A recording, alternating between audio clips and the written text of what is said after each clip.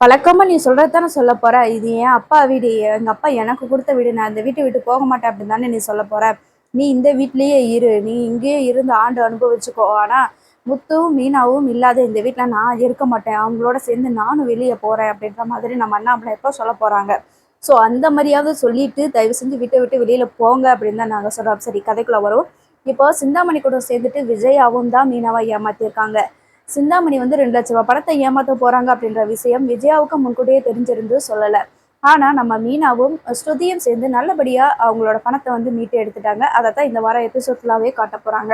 இப்போ இந்த விஷயத்துல சிந்தாமணி என்ன சொல்றாங்க அப்படின்னா, வீட்டுக்குள்ள இருக்கிற உங்க மாமியாரே உனக்கு சப்போர்ட்டா இல்லை, நான் பண்ற விஷயத்த உன் மாமியார்ட்ட சொல்லிட்டு தான் பண்ணியிருக்கிறேன், ஆளோ சந்தோஷப்பட்டதே உன்னோட மாமியார் தான் அப்படின்னு சொல்லியிருக்கிறாங்க. ஸோ இதை கேட்டுட்டு தான் ஸ்ருதி வந்து அண்ணாமலையை பட சொல்லிடுறாங்க. நம்ம மீனாவுக்கு இந்த அளவுக்கு லாஸ் ஆனதுக்கு ஆன்ட்டியும் ஒரு காரணம் தான் அப்படி சொல்ல, விஜயா இருந்துட்டு நான் என்ன பொறுப்பாக முடியும் அப்படின்னு சொல்றாங்க. சும்மா இருங்க ஆன்ட்டி, அந்த சிந்தாமணி லேடி எல்லாத்தையுமே சொல்லிட்டாங்க.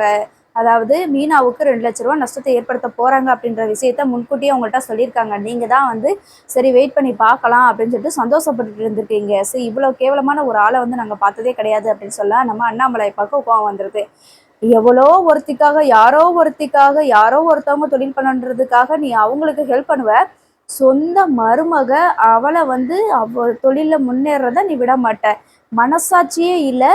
அந்த பொண்ணு எவ்வளோ கஷ்டப்பட்டு எவ்வளோ அழுதுருக்கோ எவ்வளோ கஷ்டப்பட்டிருக்கோ ஒரு வார்த்தை என்கிட்ட கூட சொல்லலை. ஒரு வாரமா முத்து வீட்டில் இல்லை, அதை எல்லாத்தையுமே சமாளிச்சுட்டு வீட்டில் உனக்கும் வேலையை பார்த்து வச்சுட்டு அந்த பொண்ணு எவ்வளோ கஷ்டப்பட்டிருக்கோம். இந்த அளவுக்கு கீழ்த்தனமா நடந்துக்கிறதுக்கு உனக்கு மனசாட்சி எப்படி இடம் கொடுத்துச்சு? நீயும் ஒரு உசுறு தானே. உனக்கு ஏதாவது ஒரு பிரச்சனை வந்தா உனக்கு எவ்வளவு வலிக்குது, அதே மாதிரி தானே அந்த பொண்ணு எவ்வளவு கஷ்டப்பட்டிருக்கோம். தன்னோட முழு உழைப்பையும் போட்டு தானே அந்த பொண்ணு வந்து இந்த டெக்கரேஷன் வேலையை பண்ணியிருக்கோம். அந்த இதுக்கு ஒரு சரியான ஒரு கூலி கிடைக்கல அப்படிங்கிறப்ப எவ்வளவு வலிச்சிருக்கோம். நீ தான் பரதம் கிளாஸ் வச்சிருக்கியே, உனக்கு பரதம் கிளாஸ் கத்துக்க வர்றவங்க உனக்கு வந்து ஒரு பணம் கொடுக்கல அப்படின்னா நீ என்ன பண்ணுவ? டான்ஸ் திருப்பி சொல்லி கொடுப்பியா? நீ ஃபர்ஸ்ட் பணம் கட்டு அப்புறம் சொல்லித்தர அப்படின்னு தானே நீ சொல்லுவ. ஸோ உனக்கு வந்தா ஒரு மாதிரி, அடுத்தவங்களுக்குன்னு அப்படியா? அதை விட ஊர்ல போற யாருக்கோ ஒருத்தவங்களுக்கு ஹெல்ப் பண்ணுவேன், ஆனா சொந்த மருமகளை நீ தொழில வந்து கேவலப்படுத்தும் அப்படித்தானே அப்படின்ற மாதிரி சொல்லிட்டு இருக்கிறாங்க.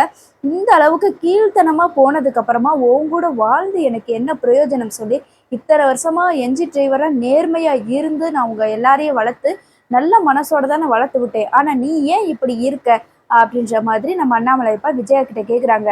நீ சொன்ன மாதிரி இந்த வீட்டில் நீயே இருந்துக்கோ, முத்துவும் மீனாவும் வெளியில போறாங்க, நான் அவங்க கூட நானுமே வெளியில போயிடுறேன் அப்படின்ற மாதிரி சொல்ல, உடனே ஸ்ருதி இருந்துட்டு ஏன் அங்கிள் இப்படி பேசுறீங்க, எல்லாருமே ஒரே வீட்டில் இருக்கணும்னு சொல்லி தானே நானே இங்கே வந்து இருக்கிறேன், நீங்களே போயிட்டீங்கன்னா அப்புறம் நான் எதுக்கு இங்கே இருந்துக்கிட்டு, நானும் எங்கள் ஆண்டி எங்கள் அம்மா வீட்டுக்கே நான் போயிடுறேன், ஏற்கனவே ரவிக்கு ரெஸ்டாரண்ட் வச்சு கொடுக்குறேன்னு சொல்லியிருக்கிறாங்க, அதனால நாங்களும் போயிடுறோம், நீங்கள் ஆண்டி மட்டும் இருக்கட்டும் அப்படின்ற மாதிரியே சொல்கிறாங்க. உடனே விஜயா இருந்துட்டு யாருமே எங்கேயும் போக வேண்டாம், அந்த பொம்பளை சொன்னாங்க, ஆனால் மீனா மறுபடியும் எப்படியோ சாமர்த்தியமா அதில் வந்து இது பண்ணிடுவா, அதாவது மீண்டு வந்துவா அப்படிதான் நினச்சேன், ஆனால் இப்படி இவ்வளோ பெரிய பிரச்சனை வரும் அப்படிங்கிறது எனக்கு தெரியாது அப்படின்னு விஜயா வந்து சொல்லிட்டு இருக்கிறாங்க. எது எப்படியோ ஆனால் இதுக்கு காரணம் நீ தான். ஒன்றும் இந்த வீட்டில் நீ இருக்கணும், இல்லைன்னா நான் இருக்கணும். நீ இருக்கிற இந்த வீட்டில் நான் இருக்க மாட்டேன், முத்துவும் மீனாவுமே இங்கே இருந்தாலும் கூட நான் வீட்டை விட்டு போகிறேன் அப்படின்னு சொல்லிட்டு அண்ணாமலை வந்து அதிரடியாக ஒரு முடிவு எடுத்திருக்கிறாரு. என்ன நடக்கு அப்படிங்கிறத தொடர்ந்து பார்த்து தெரிஞ்சுக்கலாம். தேங்க்ஸ் ஃபார் வாட்சிங்.